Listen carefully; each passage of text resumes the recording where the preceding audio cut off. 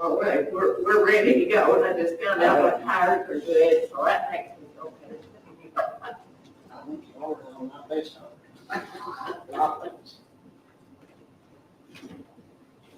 Good morning, everybody. Good morning. Good morning. Jacket going here, it's good to feel a little bit cold. For a chance. Here we go.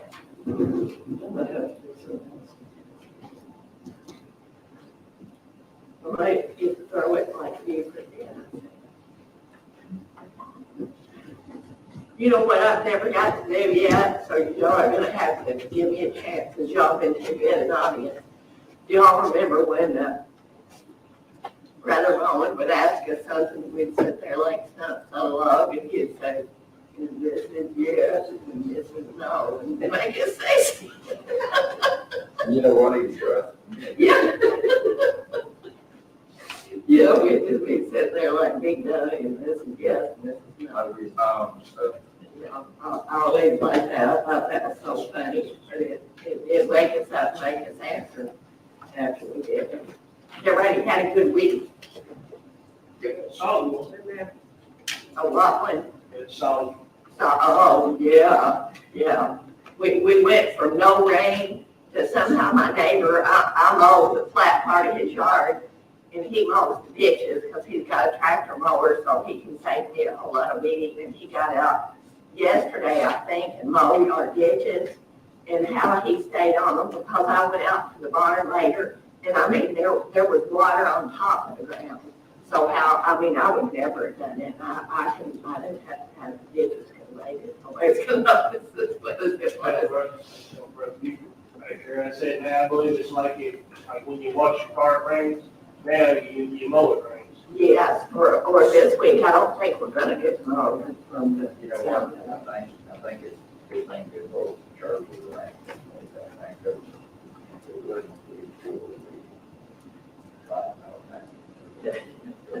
Nobody did that. No, and just like a month ago, we were in drought, and now we had to, yeah. Not a penny mowed. Yeah, now you got to mow 2 or 3 times if you could, like Bill said, you need to mow a couple times. You know, like rocks, really come out. Yeah, my garden didn't get a drink, and now it's got so much, and all of a sudden the whole tomato vines are just dying. It's been such a weird summer. But we do have some water now, and we're not. I always start. I had depression tearing, so when it gets a little bit dry, I dip water out of the sink, and I do all kinds of weird stuff to save water.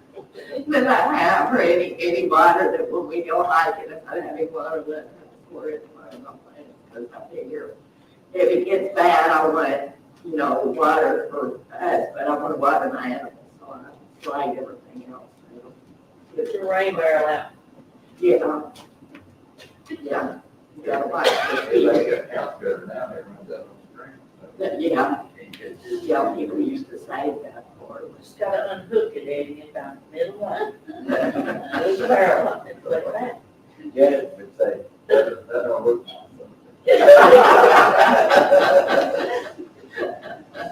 I have a hard time with him making things. We're gonna put his shirt back on after Jack. Yeah. Where I have him see up front and we're maybe right in front of the camera, so everybody can watch him, because Janet's not enough effort to watch him. Are you here? I know how I want it, but he doesn't want it that way, so. Well, a farming man, Dad didn't care if the house was deep and standing, his tractor ran good, but just, he didn't care. That was my time. Yeah, the house, Here's the hay bike. all that material, so your equipment's good. And your cattle are fat. Tractor, hay bike, hay rope. Many times I've heard, that won't make it. You don't want to do that, it won't make it.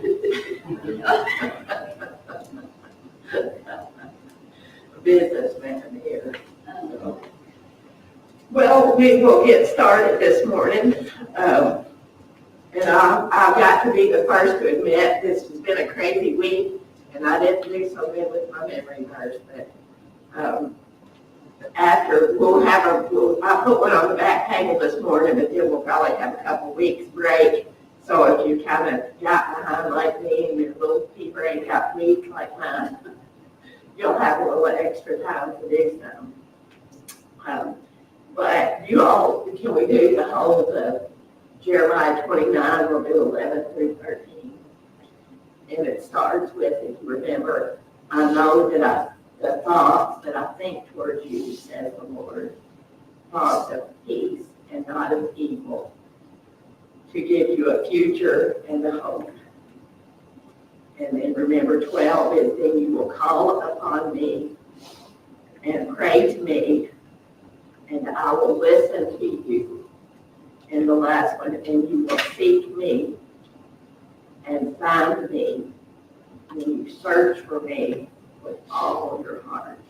So he's, the whole thing is, and these are things that we need to really think about what you're saying, because there are times that we do need to seek him and find him. There's times that we need him. And he's saying, if you search after me, you're going to find me. If you search after me with all your heart, I'm not going to hide from you. You're going to find me. And I think is one of my mother's favorite words was scoffers. I think, if you have a haughty spirit of, Lord, where are you? They say,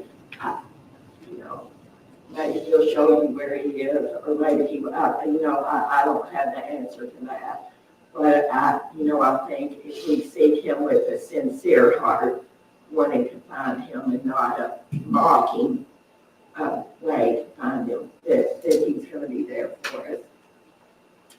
And I heard there was a preacher talking this morning about not knowing when it's your last chance, when maybe you've had your last chance, and he was talking about when Jesus was on earth, and when the people were coming to him, and when they were dropping people through roofs because he was there, the man that was laying at the fountain that was to get healed, that wasn't able to get up and get healed. And he said when Jesus was coming, he cried and he cried and he cried to him, not knowing, but also thinking maybe that this was the last chance that he would ever have, that he would pass by and that he was in his midst to do that. And, they didn't know exactly what was going to happen, but Jesus was about to die and leave the earth. So physically, that was their last meeting with him. And these people, cried out for him. And who knows, in this lifetime, we don't see him physically in bodily form, but we don't know what's going to happen tomorrow if it's our last chance to cry out to him. That you have to take every opportunity as it comes, thinking that there might be no more opportunities.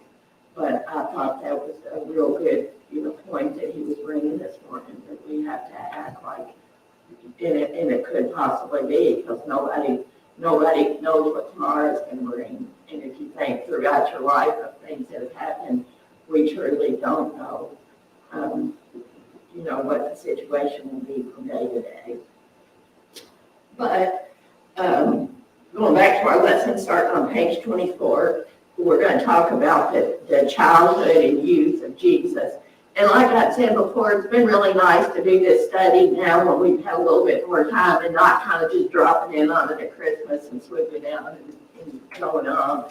Because this, I don't know about you all, but this lesson made me kind of think a little bit deeper about stuff that maybe you just read over quicker, about his childhood and about what was going on, about what Mary was thinking, about what he was thinking even at the time during that.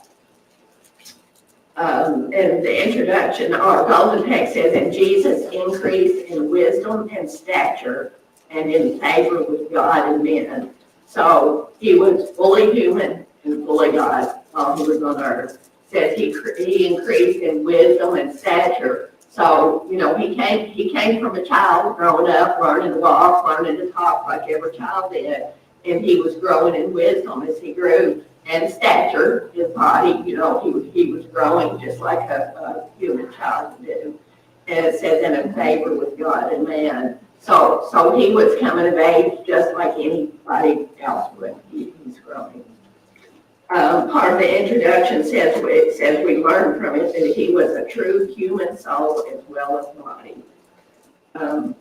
Says, as the synagogue and the lessons at home unfolded the truths of the Old Testament to his view, telling of the Messiah to come, it is wonderful to think what might have been the first presentiments to his mind that he was himself that Messiah. Perhaps this passage tells us of the first distinct consciousness that God was his Father in the highest sense. So I really messed that up because that was some good stuff. Let me try it again. Or we might have to have our readers try it again. It says, the Old Testament to his view, telling of the Messiah to come.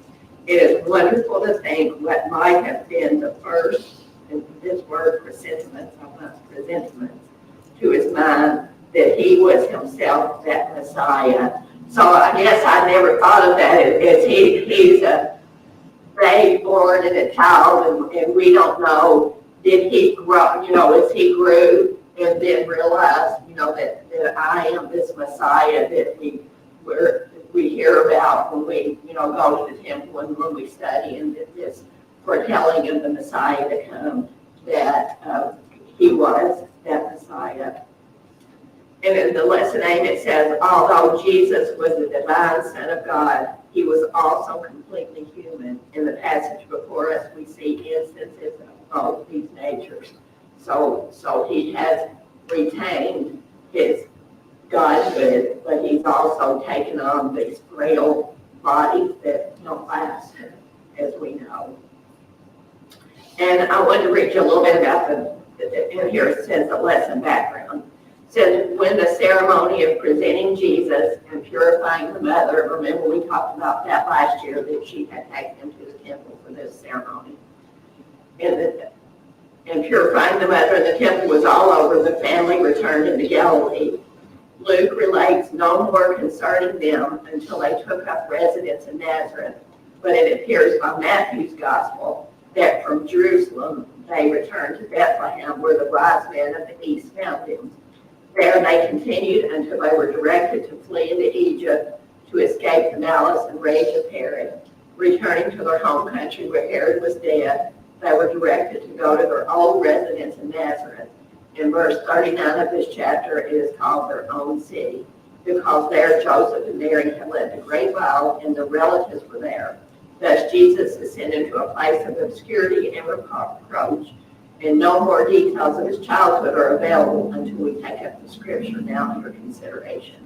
So what we're looking at now, we know we talked about his birth when they had to go for a census, and they went back to, he was born in the stable. We know that the king sent word that, he sent word he wanted to go pay his homage to Jesus, when really he wanted to find him and kill him, and they had to flee in Egypt. Then they came back, but it says that there's really no more mention of him until this point, and he's about 12 years old at this time.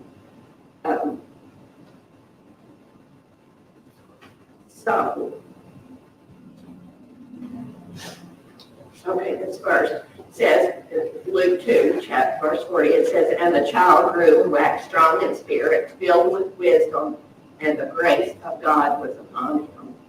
So it said he waxed strong in spirit, that he was in bodily flesh, but he had the Spirit of God was on it. And as we had talked before, remember when the Spirit of God was on Zacharias, John the Baptist's dad. Remember, it was on John the Baptist when he was in his mother's womb. It was on his mother. And we know that when the Spirit of God's on us, it's power. It gives you the power of prophecy. It gives you, as we saw at Peter at Pentecost, it gave him the power of courage to say the things that needed to be done. So we're seeing Jesus growing as any child could do, but it says he waxed strong in spirit. So he was not only growing up physically into a man, but his spirit, he was becoming spiritually stronger as he grew. The lesson writer says, we're not given the details of these 12 years, but we are informed that God was preparing his son for the work he was to later perform. It says he passed through the experience of childhood as well as that of men. Hope, would you care to read verse 41 through 45? Now it's transferred to Jerusalem every year at the feast of the Passover. And when he was 12 years old, they went up to Jerusalem after the custom of the feast. And when they filled the days as they returned, the child Jesus tarried behind in Jerusalem. And Joseph and his mother knew none of it. But they, supposing him to have been in the company, went a day's journey, and they sought him among their kinsfolk and acquaintance. And when they found him not, they returned back again to Jerusalem, seeking him. So it says they're going every year to the Passover feast. And y'all remember, anybody remember what the Passover was? Well, they went to do this. Remember when they were in Egypt and the death thing? And that the final straw was when the Lord said that he was going to kill all the firstborn. And the firstborn in the land also meant the Israelites too, because they were in that land and had firstborn. And remember, they had to put blood on their doorposts so the death angel would pass over their houses. So in remembrance of this, that they celebrate a Passover feast that they came to. The writer says the law of Moses required the attendance of all men at 3 feasts of Passover, Pentecost, and Tabernacles. And I didn't realize this, because it says while the law required only the men to be present, many devout women attended with their husbands.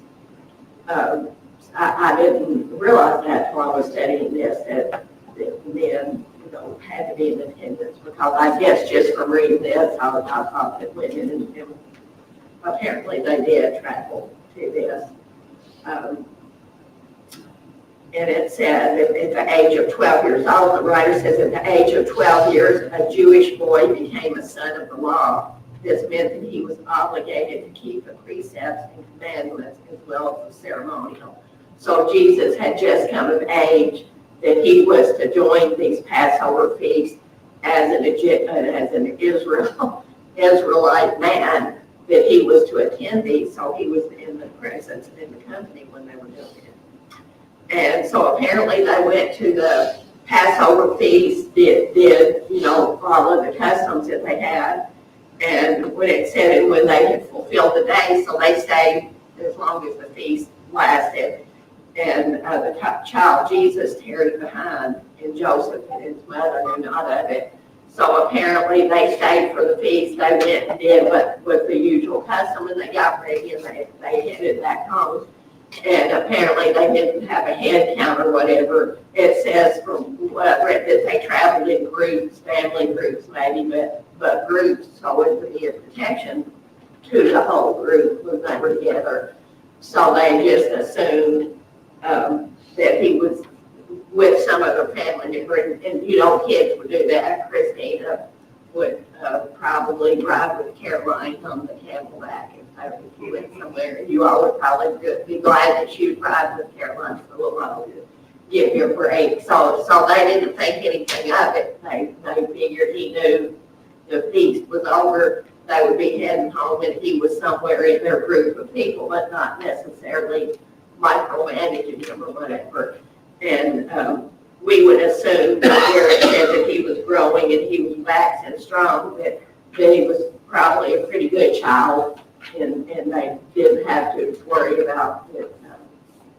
He wasn't like Dennis the Menace or something. I would assume that he was well behaved. And I wasn't talking about our Dennis until I saw that grin on her face. Now didn't even think of that, so she gave it away. Anyway, too, so He's a mixture between those two, so it's questionable out there.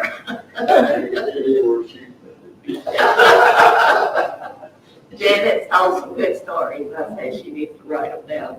I'll think about them and just chuckle. And the lesson writer, and I thought this was, it says, when we become aware that Jesus is no longer with us, we must lay aside everything and search for him through much prayer and an anguish of spirit. So, there's time in our life that we get too busy living, and sometimes that we forget to keep the Lord with us, and we get pretty lost. He's not lost, but we get pretty bound up in whatever it is that is taking our eyes off of it.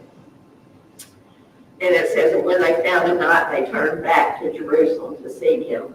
So they discovered that he just, once they do start looking, he's just not in the party.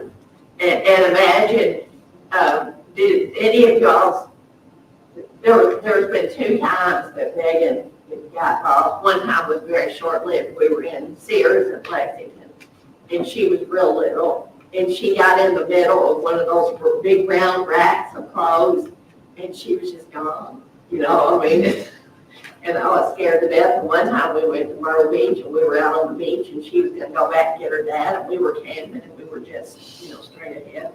But we had moved. We had to come in and camp on one road one night, and move the next day, and she had forgotten the road name, and she was lost for a couple of hours, and it was horrendous.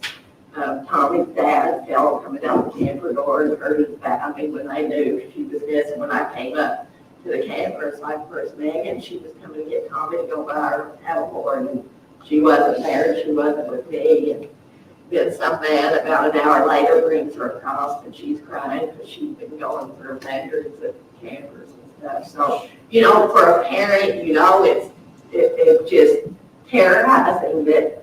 And they were traveling in vans here, so it wasn't like they were in a safe place. We think, well, back then it was safe, and now there's all these things going on. That's not true. There was lots going on in their day too, and they traveled in vans. So Mary and Joseph were beside themselves, and when you find them, what do you feel? You're happy to find them. But then you kind of want to spank them a little bit too. If they've done it on their own accord. It's just something they've done for me that you kind of. One time, Janet voted for Dennis to control it. And she had me in the car, sitting up there. He called us drinking fruit. Janet said, I knew you were pretty. And then you just said, oh, Granny, you're pretty. You really pretty. And, What was he wanting? He wasn't very old, barely talking, but we always told him how cute he was. Keith, one time when we lived out in Harmon Heights, when the fire was coming, he had a little old mutt pup. And he had went out, he was right there in the kitchen door, and he always played right there.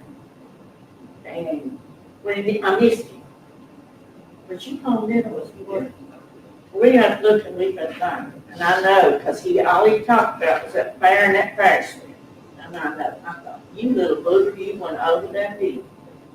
So we went down there, and some of the workers come up and said, are you looking for a little boy and a dog?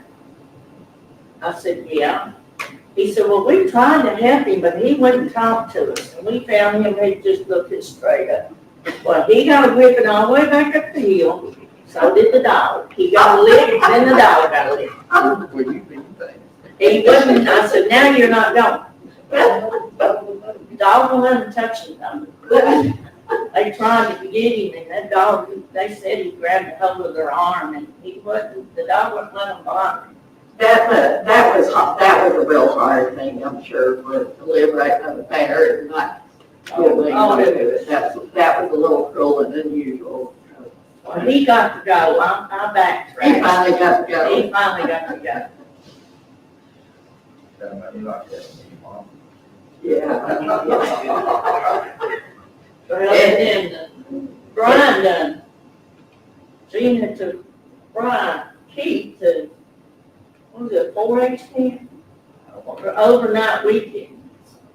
And that's 4 years difference between them, so I stayed home and kept Brian, because they wouldn't let him go. And this woman brought me some Holman's here or Avon or something, and I mean, my back door's here and here was the drive. Well, within like 3 or 4 seconds, I went in, I could not find him. And I thought, oh, no, that's when we lived up by where old Quinn's Pharmacy used to be.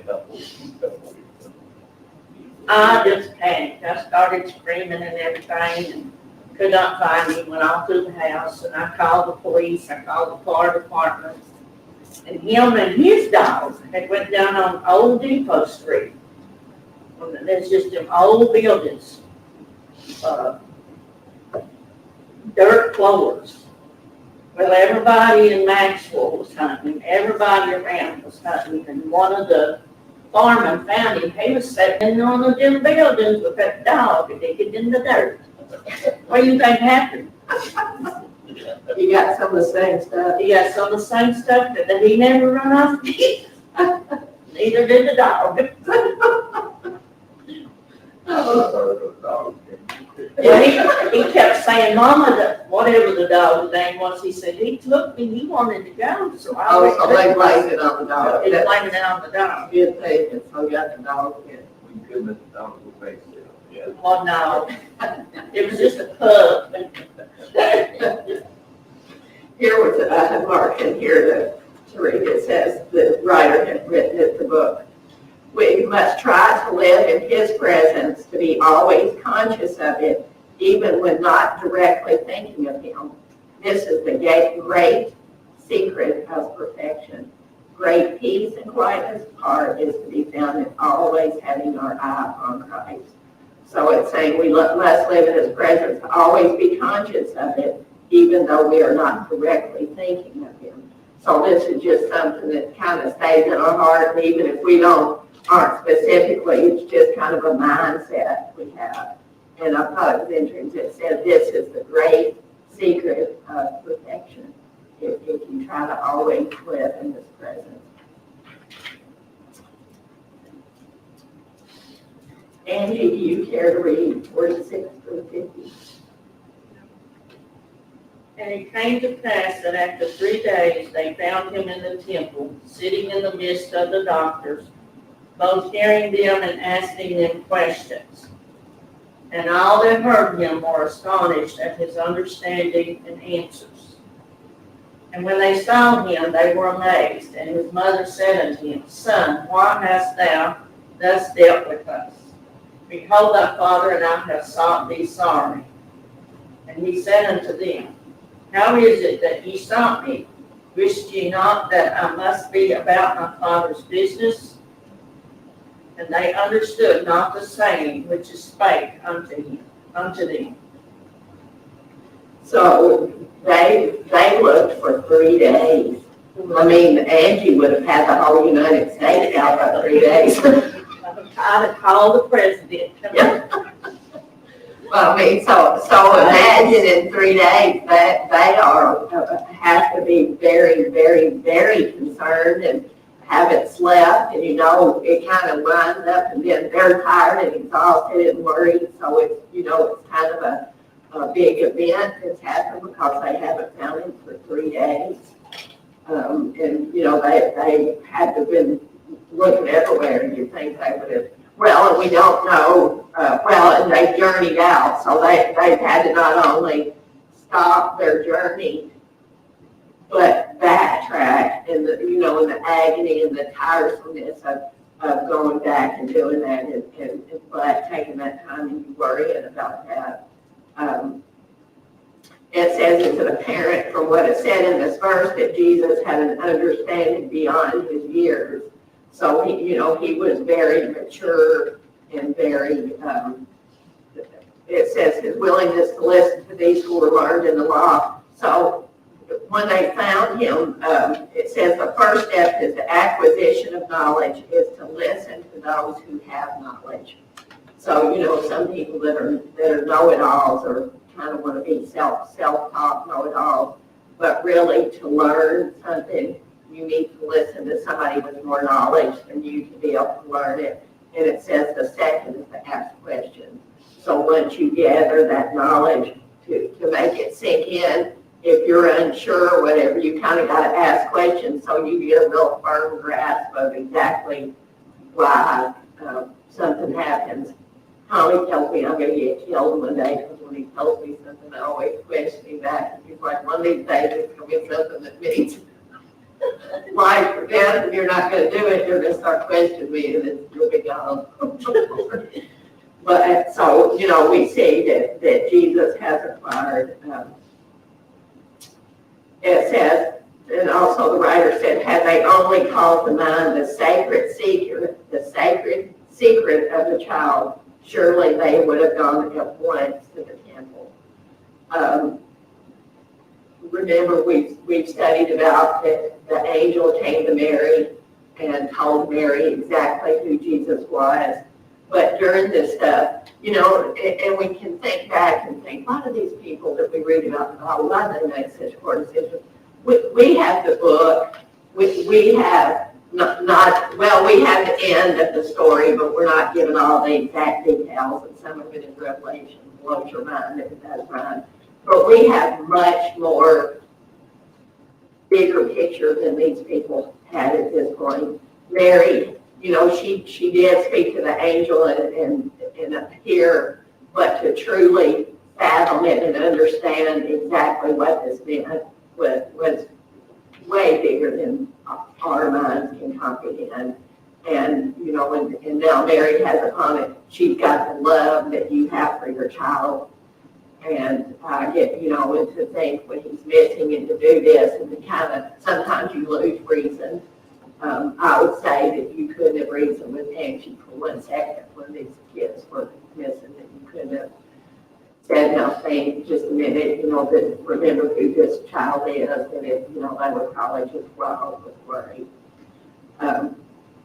So it says he was sitting with them in the temple, and he says, and all that heard him were astonished at his understanding and answers.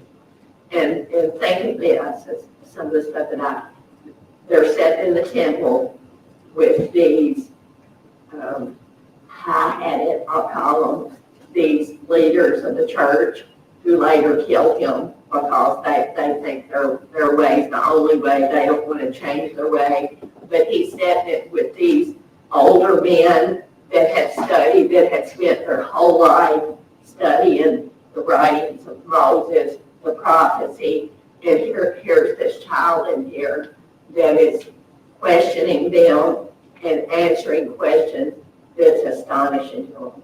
So they just have to be there scratching their head at, who is this and how is this child able to have such understanding that he does? It has to be, And it says, and when they saw him, they were amazed, saying, "Why, how so else?" So, they're giving him the parent, "What are you doing? Why have you done this to us? Why didn't you tell us where you were?" So, Mary comes in with guns blazing, as any parent would. And he asked him, why wouldn't you know that what I'm about to do? And it says here, and they understood not the saying, so they still didn't grasp exactly who he was. They didn't get the whole full meaning of this.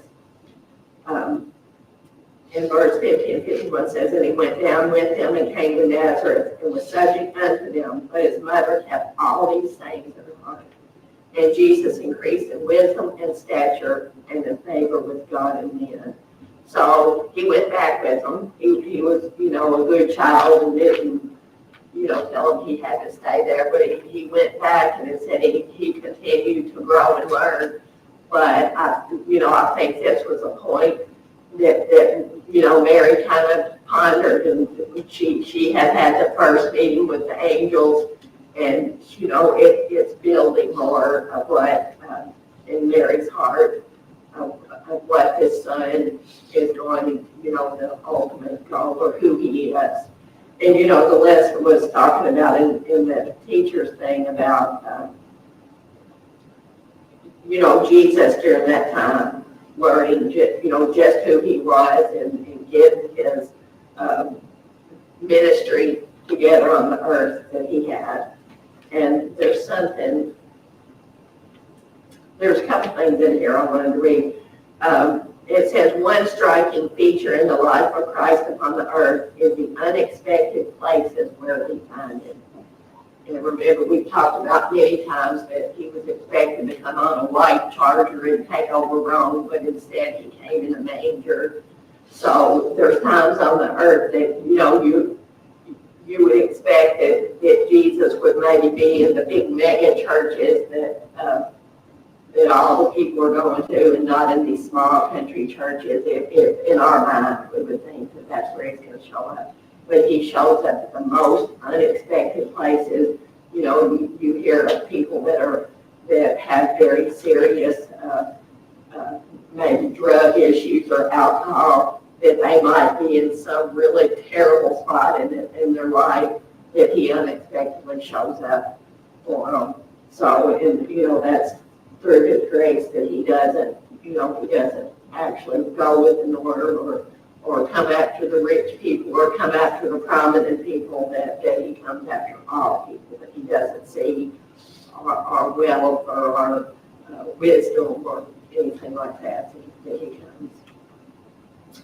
And I want to read you one thing here. It says, there is a business which your Father has assigned you. We call it your Father's business, because he will punish all who neglect it and graciously reward those who deserve it. What is this business? You have the scriptures. Search the scriptures. There you will find it described both negatively and positively. There you will learn that it is to avoid that which is evil and to cling to what is right. Remember that this business is not to be observed as a thing of indifference, not as an optional thing, but you must be about your Father's business.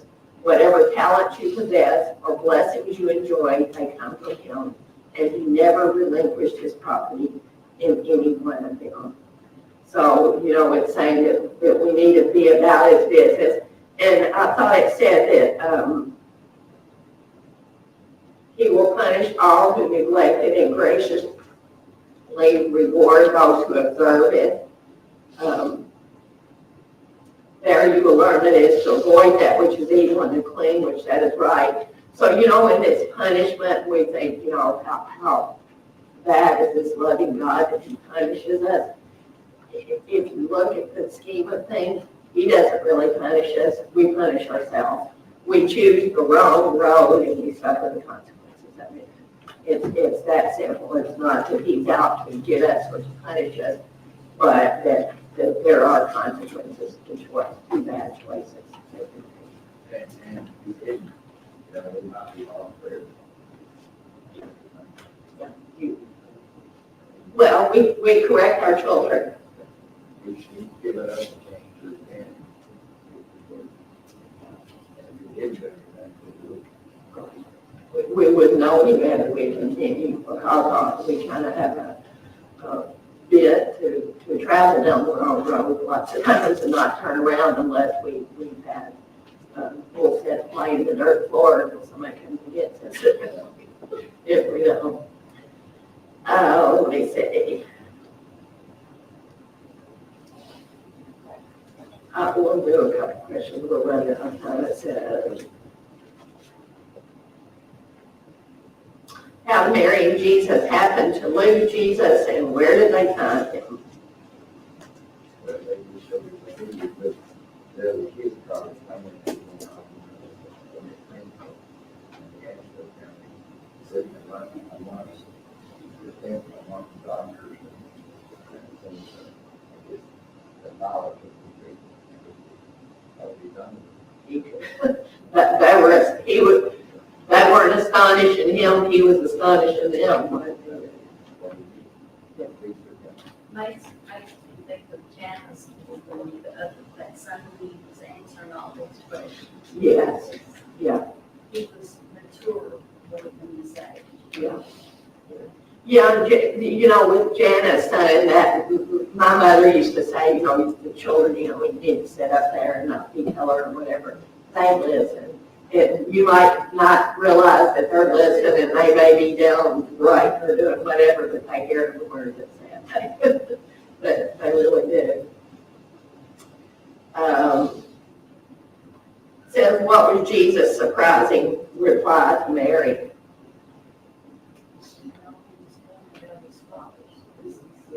Don't you know what I'm doing? I guess, he expected that he had grown, and I'm sure he didn't change this way overnight, and he must have been manifesting this wisdom all along, but she just didn't realize. And I guess, part of, we can say Mary probably didn't realize it because she was crazy with worry. I mean, if we want to sit and say, Mary's not very observant, but we have to see her as a parent that she was.